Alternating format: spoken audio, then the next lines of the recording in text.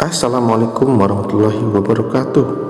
Selamat datang kembali di channel kebanggaan kita semua, channel BFS TV yang akan merangkum tentang pahlawan.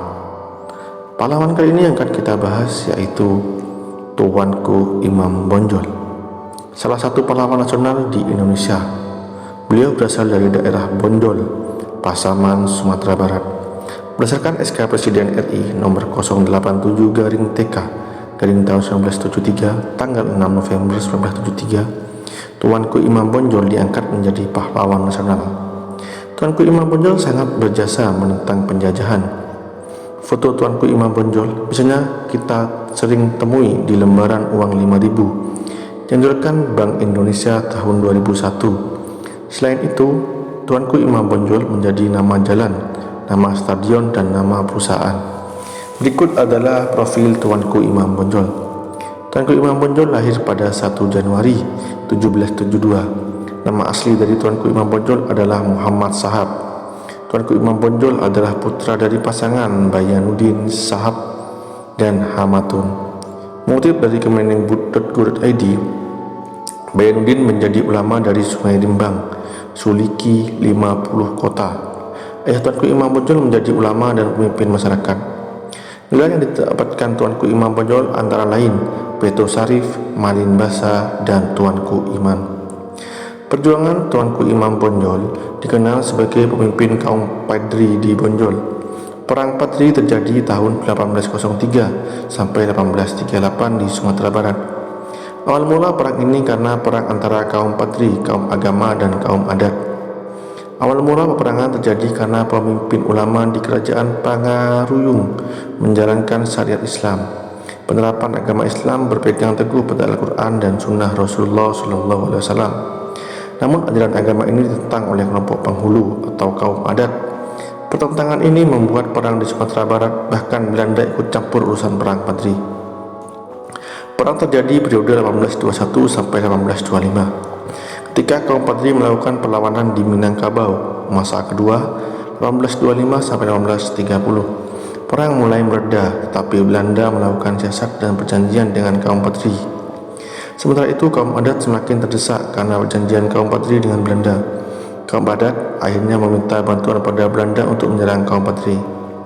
Masa ketiga perang Padri 1830 sampai 1838, kemudian perlawanan kaum Padri bertambah.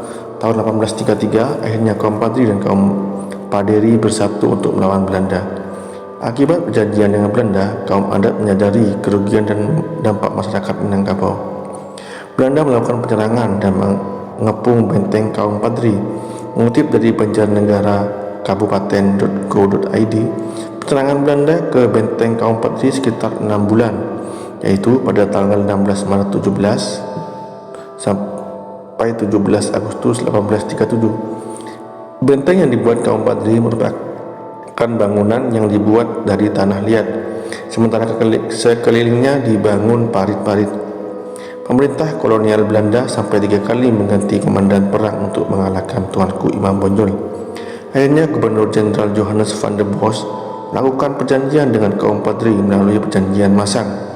Perjanjian Masang adalah perjanjian perdamaian antara Belanda dan kaum Padri tahun 1824. Namun perjanjian tersebut dilanggar oleh Belanda sendiri.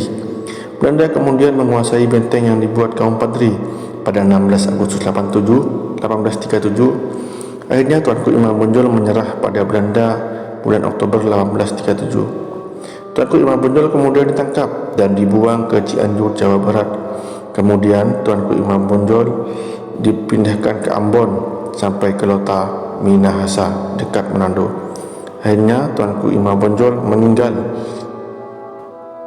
dunia pada 8 November 1867. Beliau dimakamkan di tempat pengasingan. Sebelum dia meninggal, banyak peran yang dilakukan oleh Tuanku Imam Bonjol. Yang pertama, sebagai guru.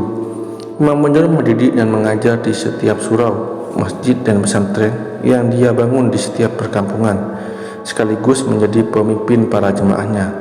Setelah berjalan lancar, dia kemudian menyerahkannya kepada murid yang paling dipercayainya. Pekerjaan tersebut dilakukannya dengan penuh keikhlasan. 2. Sebagai tokoh panutan. Sebagai tokoh panutan, dia sangat dekat dengan masyarakat. Begitu juga sebaliknya, nilai yang membuatnya sangat memperhatikan kehidupan masyarakatnya, baik kehidupan jasmaniah maupun kehidupan rohaniah. Jika dia melihat anggota masyarakat yang susah kehidupannya, akan dibantunya dan dianjurkan untuk mencari penghasilan yang lebih menguntungkan. Sebagai pejuang, sebagai putra bangsa yang hidup sejak zaman penjajahan Belanda, dia telah berniat berjuang melawan melalui media agama Islam dan mendirikan tarekat Naqsabandiyah. Melalui tarekat tersebut, dia mengajarkan kepada murid-muridnya tentang pelajaran-pelajaran yang berhubungan dengan penjajah. Imam Bonjol adalah pahlawan nasional, perintis kemerdekaan, dan seorang ulama dan pemimpin perang Badri yang menentang penjajah Belanda di bumi Minangkabau pada abad ke-19. Demikian tadi sedikit biografi tentang Tuanku Imam Bonjol, yaitu seorang ulama yang berasal dari Minangkabau, yang berperan sebagai guru, tokoh panutan, dan sebagai pejuang.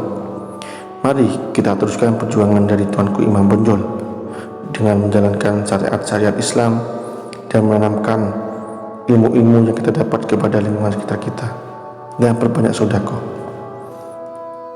Jika ada kekurangan dari video biografi tentang Tuanku Imam Bonjol, tolong tuliskan di kolom komentar. Demikian, jangan lupa like, komen, dan subscribe. Akhirul, wassalamualaikum warahmatullahi wabarakatuh.